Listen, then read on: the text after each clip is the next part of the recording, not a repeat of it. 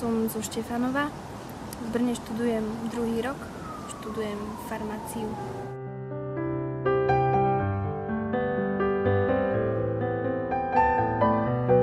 Môj taký zlom v živote nastal, keď som sa pripravovala na birmovku. Vtedy Boh vkročil do môjho života. Vtedy nastalo také moje obratenie, privedenie k viere. Boh mi dal spoločenstvo ľudí, v ktorom som, a je to strašne super, pretože mám ľudí, o ktorých sa môžem oprieť. Spravil pre mňa strašne veľa zázrakov, ako bola moja cesta napríklad do Lourdes. To bol môj sen a ono sa to splnilo a bolo to všetko požehnané a bol to nádherný pocit tam byť. A koná stále dnes v mojom živote.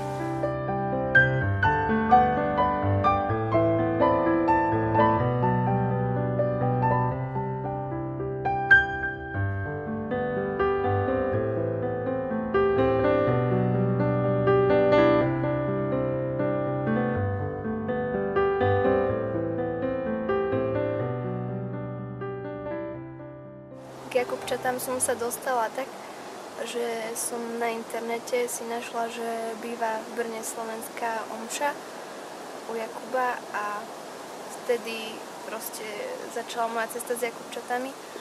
Prvá omša bola spievaná a bol to pre mňa veľký zážitok, pretože ma to tak dobilo energiou a chcela som zažiť s nimi viac.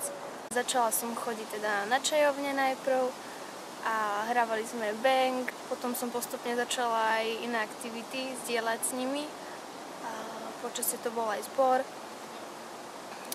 boli to diskusné stretká a boli to stretká, kde sme čítali Sväté písmo, čo som vždy chcela robiť, ale proste som si nejakým spôsobom nenašla na to čas.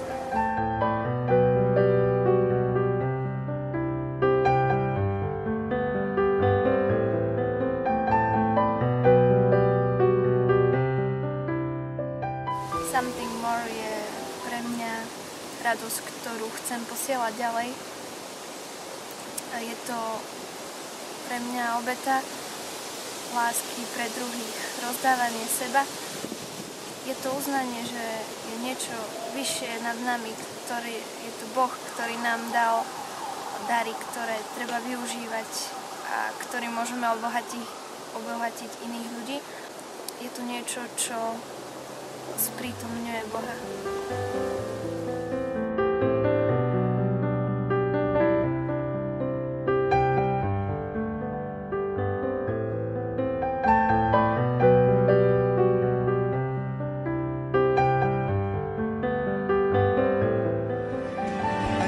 Something